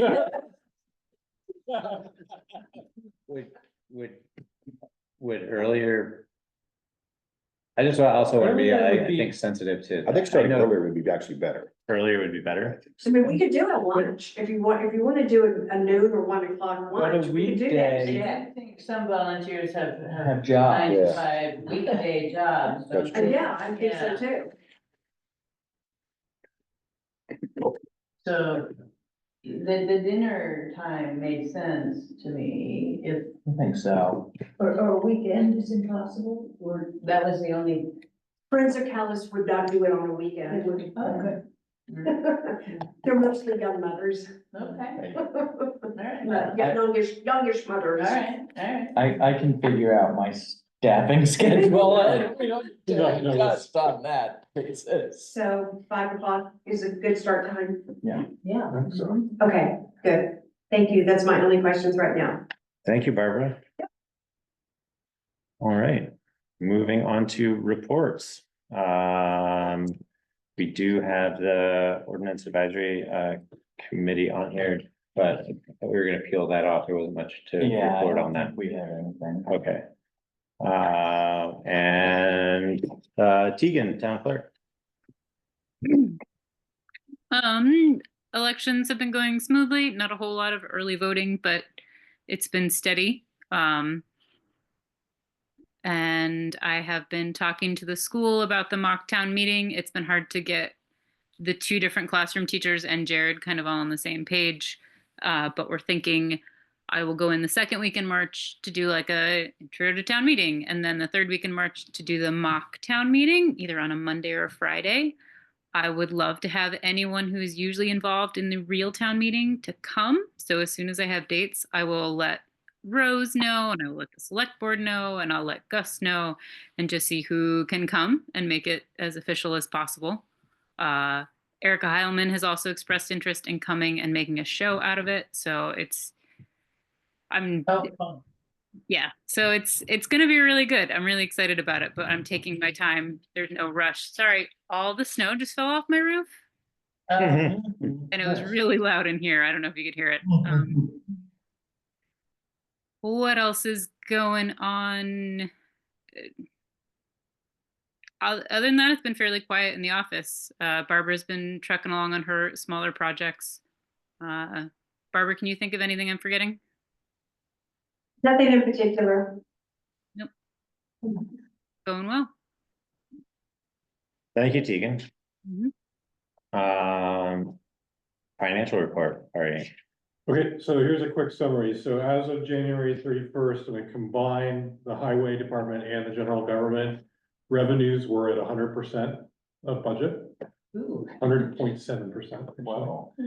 And expenditures were 73% of budget for the year, which, you know, we're only 7/12 of the way through the year. However, we've done all the appropriations to the other funds that were planned, and we've made most of our large payments for the year in terms of debt payments, that sort of thing. So I think we're doing pretty well. I compared it to where we were last year. And we were definitely better on revenue and actually we're slightly better than expense.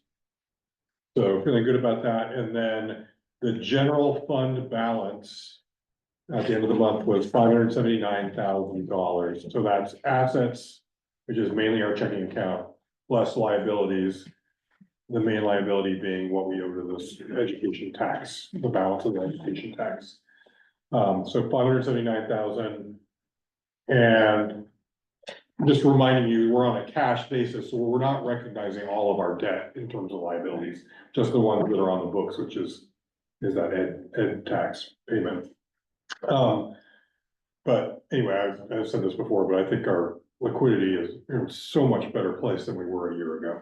Yeah, we're Great. much better. And huge thanks to everybody again who's been chipping away at the FEMA allocations, that we wouldn't be in that position without the FEMA reimbursements for both 2023 and 2024. And the impacts that would have had. All right, so that's a good lead into talk about this. Most of you heard this at this point, but last week we really got a curveball on the FEMA. Toby had just signed the final document for 23 and 24 projects. It was all done. Our FEMA coordinator had sent a nice email saying congratulations, and they were really thrilled. Less than 24 hours later, Shirley, the coordinator, called Toby to say there's a problem. You've got roads that are considered federal aid highways. So that's this designation that Jordan referenced before. This is news to us, including Toby. He wasn't aware of this. And so the roads that really matter in terms of this reimbursement are Worcester and Foster Hill. Those are the ones that we've either received FEMA reimbursement for, or they were obligated to be reimbursed. And federal aid highways are not reimbursable through FEMA. They have their own program. It's called emergency relief through the Federal Highway Administration. So we are trying to sort through what that's going to mean. Likely, we're going to have to return monies that we've received, and then hopefully get at least that much from the Federal Highway Administration. But it was pretty frustrating, and Toby was extremely frustrated when we learned this. It's not clear how this happened. Like, why wasn't that evaluated at the very beginning? Why didn't anybody know? Yeah, and we didn't even know that. So I guess the silver lining may be that there may be some grant funding for these particular roads, which includes county road, that we haven't been pursuing. Yeah, Saturday morning, I found a map that it's really hard to find the information, but it was another GIS map layer on one of the town or state mapping resources that lays out which roads in Vermont are considered federal aid highways. And best I can tell, and I had a conversation briefly with Toby Saturday morning as well about it. There was an initial effort, sometime in the 90s, likely ish, to make these designations as a way to bolster our federal allocations as a state. And there are different buckets of project funding that you can try to access with that designation. The awkward bit is that designation then disqualifies it from FEMA, which is really kind of annoying that that's not part of the FEMA evaluation process, because that's information that was largely probably generated at the state level, and we wouldn't have necessarily had eyes on it. The silver lining, I guess, is that there are all these different initiatives that are annual allocations that we might be able to potentially tap into for some of these larger projects. One of the questions that I have, I guess, for somebody in the transportation department is how do we maybe consider changing what those designations are? Because the major one that came up was, Worcester, Kent Hill, North Calais to Foster Hill, and on a map from a 30,000-foot view, it's like, oh, that makes sense as a major collector between Route 12 and Route 14 on a map, but anybody who lives in the topography knows why that probably doesn't make a whole lot of sense, but it may make sense to look at like Worcester, Kent Hill, North Calais to Moscow Woods. And if that were the case, maybe that then opens up that pot of potential resources for like Moscow Woods Road and the bridge/culvert project over there. Originally, we didn't think that Pekin Brook was included on that, but on the map that I found on Saturday, the lower portion of Pekin Brook is on there. So, you know, the more you know.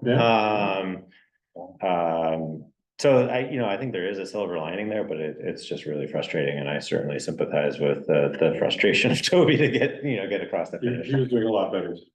Yeah, he was doing a lot better on Saturday morning too, when I spoke with him. We worked through very, similar topics, but it is complicated.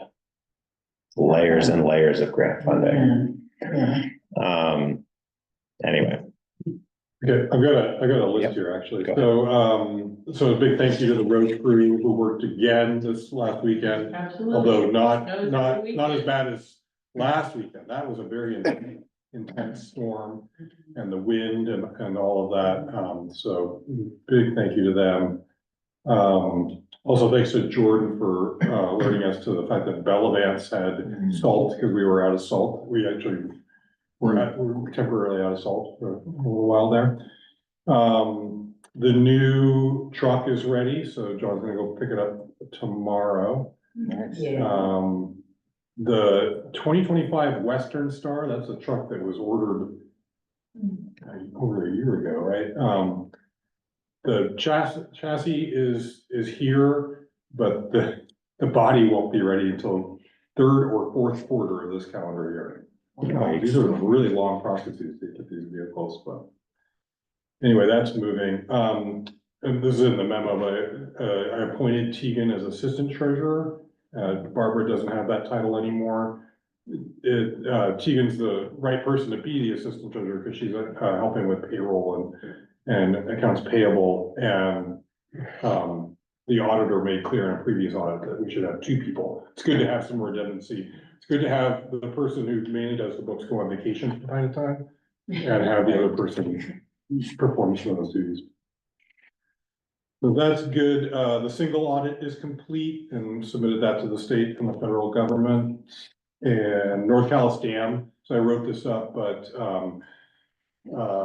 so that our attorney looked into this, they determined that we are not obligated to pursue a tax sale if there's in any case, if there's a building quick tax situation. If we do pursue a tax sale and there's no bids, the town's not obligated to put in and purchase the property.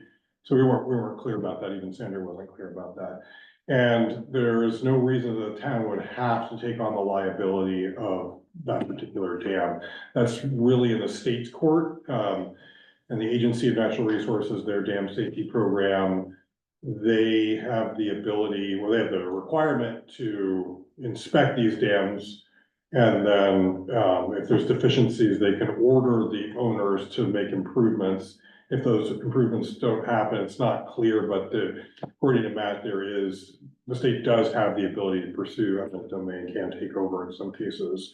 They do have some money to do that. I'm not really sure of the extent of that. So anyway, they didn't have any concerns about us contacting dam safety and alerting them, so I did reach out. It's definitely on their radar. They had done a very brief inspection in 23 that got cut short by the flooding. So they they're gonna try to get back out there this summer. And out of that inspection would hopefully come a series of recommendations of what they're looking for in terms of improvements. And so we'll go from there and find out what they're recommending. So did I miss a step? How are you telling us about tax sale? Oh, well, what kicked this discussion off is that the North Calais Dam is co-owned, and one of the parties has not paid their taxes for 2 years. So typically, we would be getting ready to take this to tax sale, Okay, but so, we don't have to. but Nick, go ahead. Why, I was moving on to something else. You wanna start taxing? The owner listed on this report lives in Washington, Both of the owners are remote. so what do we know about the owners of this dam? Are they interested in the dam? Are they just ignoring it? And do they? Well, one of the owners is not ignoring it, I don't think, but the other, I don't know, I don't know anything about Eric Davis. Okay.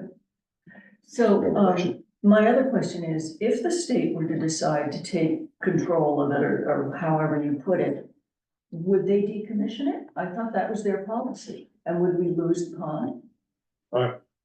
I don't know that, I don't know the answer to that. I'm not- You've heard that that's their policy, is to decommission? That's, I mean, well, that- when we were talking about the Moscow Woods Dam, that's what we were told, that in general, they're trying to decommission all the dams and return them to their original state. Yeah. to- And that's what they said all along about Curtis Pond, was that they didn't put money into rehabbing dams. Okay. But that there may be different programs that apply to that one that don't apply to others or something. So that's, I mean, that's an important consideration for the town, so, and that would be the equivalent situation of the Curtis Pond. Right. Does the recreation aesthetic value sort of make it the town's interest to preserve that dam? Right. Well, and half of that pond is in Woodbury, isn't it? No, No, that's, No, oh, that's the Nelson, other- that's Nelson, yeah.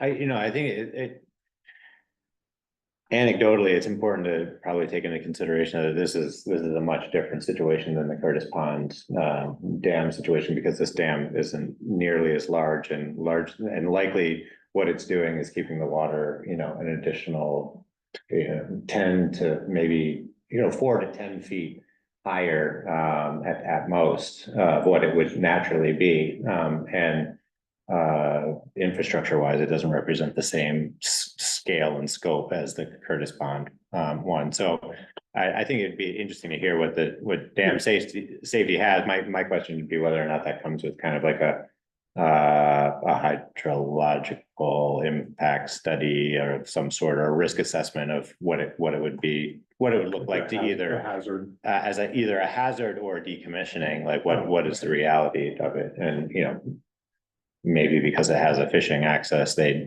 have a little bit more incentive to maintain it at its current level. Didn't cut any ice. But it's a much bigger dam. I mean, I think, Yeah. part of it's been a cost benefit analysis, what's going. What's the outside risk of the state taking ownership and absorbing the liability of maintaining it? Is there a pond association? Not on There's number, not on So number there 10. isn't an equivalent crew to take over and start digging into these things, okay. What's the Curtis Pond Association doing? Do they just want to be a Calais Pond Association now? Curtis Pond Dam. Yeah, no. Calais, yeah. Calais. Right, yeah. You seriously could start a consulting shop. Calais Dam. There we I go. don't think so. Well, thanks for that update, Kari. Okay. So we're I've not got- likely to hear I've got about that. a couple more things. Oh, yeah, no, I was just speaking to that particular thing. So we're probably not going to hear about that until The summer. after the dam safety is. Yeah. I think that's the Have a look at next it. step. Okay. So the proposed town plan is ready, and I don't know if folks have seen that, there, the copy is posted on the website, and put it in the folder. I started it. Yeah, it's 100 something pages, right? The planning commission will hold their hearing on March 6th, so next week. And you're still on schedule to have a hearing on the April 14th and adoption on the 28th. And a reminder that the planning commission plans to incorporate an update to the natural resources section along with any other changes that surface after the plan is adopted. Right. And so I guess it's worth discussing what process do you want to use, if any, lead up to April 14th? Or So what you just said is that if we find anything reading it that we think needs to be changed and needs clarification, that's not gonna get done till after it's Well, approved. I think you're in Is that charge here, because you're Okay. the ones that adopted it. All right, Bill, But as I what- understand the process, you can make a change. Once they give it to you, they're gonna hold their hearing and then they'll formally give it to us or you. so it hasn't been formally given it to us at this point, it's, That's correct. Okay. And once it's yours, you can make changes, but if you make any, what would be defined as a substantial change, then you've got to hold another public hearing. mhm, So it'll slow down the process, but you can do it. mhm, okay. So, so like a few options that occurred to me. One is Jared's, happy to come on the 10th if we want him. He wasn't sure, what that would serve, but it would be post their hearing, so he could hear about the results of that anyway. You could plan a discussion prior to the 14th, and I started compiling the goals and the action items. That might be an area to focus on, if you were gonna contemplate change. And then, we'll need to think about the hearing itself, and how we execute that at this point in time. Usually the planning commission comes and does it for you. Oh, okay, They can just present it. yeah, And okay, remind me, when is the planning commission holding the hearing for the plan? March 6th. March sixth is the So public hearing. Next. That's when the people need to come, March 6th, 2 days at the town meeting? Yep, 2 days after town meeting. I have a question. Don't they have to legally warn that 10 days in advance? And we're inside that 10 days. I think it's already been warned, hasn't it? they were certainly aware of the deadline. They haven't warned it yet? It was on the calendar. The calendar in the folder has the warning March 3rd, the hearing on the 18th, and the 6th, the regular planning commission Oh, meeting. maybe I've got this backwards then. I think it, So I know they updated their but timeline. I might be looking at Okay, an old. I might be going timeline, off the I'm old not one. sure. I'll get clarity on that tomorrow. Well, I guess, yeah. Oh, no, so that's our hearing. You've been talking to these people. I know, I should know They, this. they were going to have their hearing on February 25th. And I remember that because we had to move the emergency management committee out of the town hall in order to allow them to have it on the February 25th. That's, No, that's still on the, It's the 18th. They're going to hold their hearing on the It's the 18th. 18th. On the Okay. 18th, okay. Sorry about that. I think it would make sense that have Jared plan on being at the meeting on the 24th then, Okay. after the hearing. Okay.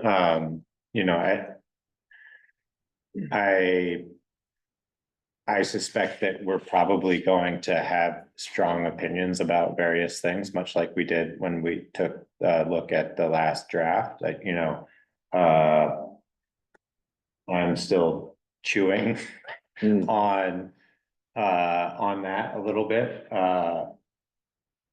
but I also want to recognize that we largely just need a town plan in place so that the DRB has zoning regulations that are adopted, and so I definitely appreciate the need for adopting as best we can what is presented by the planning commission, assuming that they're not receiving a ton of public feedback to make substantial changes. Though I guess my caveat to that would be, when it comes time for re-engaging around the addition of the natural resources section, Jared has said that would be the opportunity to make more substantive changes to the other sections if we still have them. So I'll take it in good faith that is the offer that we'll have, and if there are substantive changes that we would like to see made or modified or included, that there's a clear process for considering those and putting it in the next iteration. So then, have you read the new version? Yeah. Oh, you have, and Yeah. you still have some problems with it? I always had problems and stuff like that, but like it's, you know, it's a habitual, perpetual editing process for me. And so and part of it's just like, they've done a lot of work, Pretty right? impressive what they've done in the last 2 weeks. Yeah. So only to say that there's definitely a need to get something in place and try to stick as close to the timeline as possible. It's especially for the DRB, who would have a much easier life if we were able to readopt the modified zoning regulations, you know, as early as possible. So by the time we get into construction season and people start applying for permits, should there be any that need to go to the DRB, they have a valid version of the regulations to go from, instead of potentially having to consider a decision relative to 2 different versions, which would be really messy for both the applicants and the DRB. All right, And, so I'll yep. invite Jared for the. I think for the 24th, that makes sense. Okay, great. And then 2 new items. One, Larry Bush let me know that the survey of the town forest that you authorized is nearly complete, and they have several places where the property boundary is unclear. Which town forest are we talking about? The one over by Bill's Bliss Pond. Okay. And so they want to resolve those by having verbal agreements and then getting quick claim deeds. And so there's gonna be some legal expense associated with that. And so I told Larry I will get an estimate to how much that costs while he's getting the verbal agreements. And get you ready that we're gonna have to make a decision about how to pay for that. He thinks there may be $1,000 left in the allocation that you provided. This came from the conservation fund. And so once we have the estimate, we can talk about where's the rest of it come from. It's either gonna be the conservation fund, reserve fund, or unbudgeted out of the general fund. You know, we're gonna make some decisions, but that seems like the right thing to do. We pay for the survey. And the other thing is ash tree grant money finally became available again. And so, up to $12,000 priority will be given to municipalities that have not yet removed ash trees, but show readiness to do so. So we're in that category, and this is Washington County.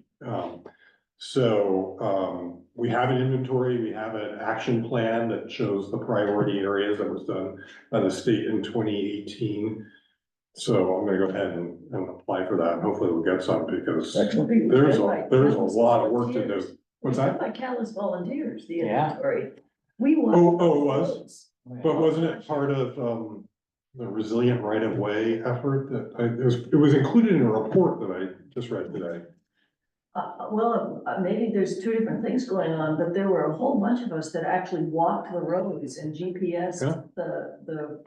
where the trees were and the size and whether Cool. they were leading into the road, Okay. and Neil coordinated that. Okay. And put that whole thing together. Great. It was a huge effort. Okay, well, 7 years later, we're Yeah, poised to do something with it.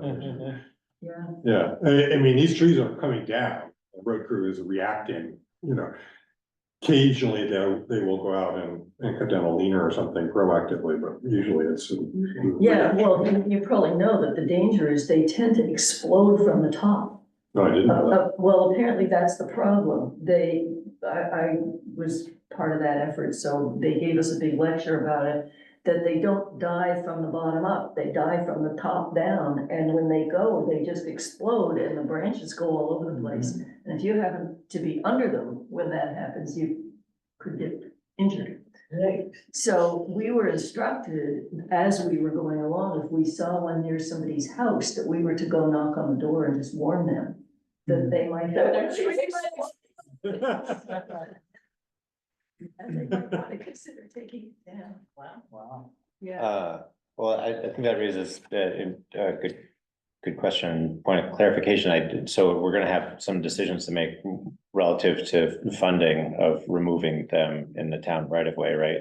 So we'll have to decide whether or not we are, contracting to have somebody remove them, and then, have we already established a policy for what to do with them when they are removed? No, not that I know. I mean, I think So I'd be curious, if the grant has requirements for disposing of them in a certain way. That came up in our conversation this morning about it, because Massachusetts requires you to bring the logs to a central location to grind Because them up. they're infested and. But I do know that East East Montpelier got Montpelier, grant man. money 2 Yeah. years in a row, and they would just leave the logs on the side of the Okay. road. Yeah. They were belong to the landowner. Yeah, I mean, I think. Those could be potentially valuable to the landowners for firewood, et cetera. Yeah. So I think, at the time that we're considering the scope of work, it'd be nice to have kind of a procedure for how we're going about disposing them. It'd be silly to haul them if we don't need to haul them. It'd be nice to coordinate with landowners. We definitely don't want to leave them just on the side of the road. We've got finite resource in our road crews time, so. No, but I know from experience, people value, many landowners value. Yeah. that. Yeah. Okay, that was my list. How about the snow fence, Kari? Yeah, I don't know. It needs to be pretty large because the snowbank reached 12 12 feet feet high. high. A lot of snow. How's it going with, the land, the ownership of Curtis Pond Dam? It's going very slowly. Wow. We've got Du Bois and King, their quote for a survey was $17,000. What? Yeah, Yeah, we were We just were sort of blown taken away. aback by that. it's like, isn't all that work done? I thought it's just a survey, And it's a tiny little parcel. so why is Du Bois involved? Well, we Let's thought, just reach out to them thinking they had all the data points on their computer. And they might just be able to, Push you know, send. pull it from what they already have, or come out and do a little work. we need to clarify with them. Are we talking about the same thing here? or is it- Well, I think that Right. having gone through a less complicated process, but similar, part of the inflated price, or the premium that you pay for something like that when it's a plat and your landing pins is that they're then absorbing the liability of the accuracy of the information. So if there is a legal dispute, in the future, it comes back to them because they are the surveyor of record. That being said, $17,000 is a lot, but it's a very common scope of work. It is frustrating that we're not realizing some sort of efficiency because they have likely have all of the data points on there, but I think we just shop that around. Yeah. Why don't you talk to that woman who did the town forest? Paul hooked us up. with Yeah. that. Or, Chase and Chase is another one out of Barry. They do a ton of that stuff. Yeah. Yeah, I said to Jamie, that's the kind of price that indicates they don't want the job. Right. Yeah. So this is to delineate the parcel that the dam is on. Right. Yeah, That's right. it's a And new everyone else parcel. has claimed any interested in it at all. Right, So, Should be really look at the straightforward. leftovers. Can't imagine much dispute. Leftovers. Count 4 pins and you walk away. Exactly. Okay. So anyway. that's where we Working are on it, with but slow, Thank you. that. never ending project. Jordan, before you adjourn, I just want to say thank you so much for contributing in the town report, you guys. That was really lovely. Well, thank you, Ann. Yeah, thank you. Yeah. Well, thank you. You guys are just running the town. Staff is doing great. You guys are doing great. Well, I'll add to that, and when so many people resigned from the select board and a group of community members came together to talk about what's next and what should we do, there was a lengthy conversation about how we approach that, and because of that conversation, certain members of the select board that are currently on it stepped up to do it. But part of that was, asking a experienced member of the community to serve as mentor and in a leadership role until folks found their feet, and you stepped up and stuck with it, and it lasted longer than many anticipated it to last. But thank you very much. I was sitting next to you in that meeting. Yeah. And I remember turning to you and saying, okay. Yeah, there's a lot of really sharp elbows. I said to him, I'll go for the 1-year seat, and you'll go for the 3 years. And he said, deal. Well, thank you, thank I you. remember that meeting and Tegan was sitting next to me, sitting there listening because we needed to do town clerk too. That's right. That's right. How far we've come. And here she is. Thank So you. thank you, Tegan. Thank you, everyone. With that, I will entertain a motion to adjourn. So moved. All in favor? Hi. Aye. Thank you. And let there be cake and or dinner. You ready, Barbara? I ran home and baked up a little something, This is in honor of Anne And- Rose. and Rose. And I just wanted to thank you both. You added so much to my experience here, and I'm sure not alone in that.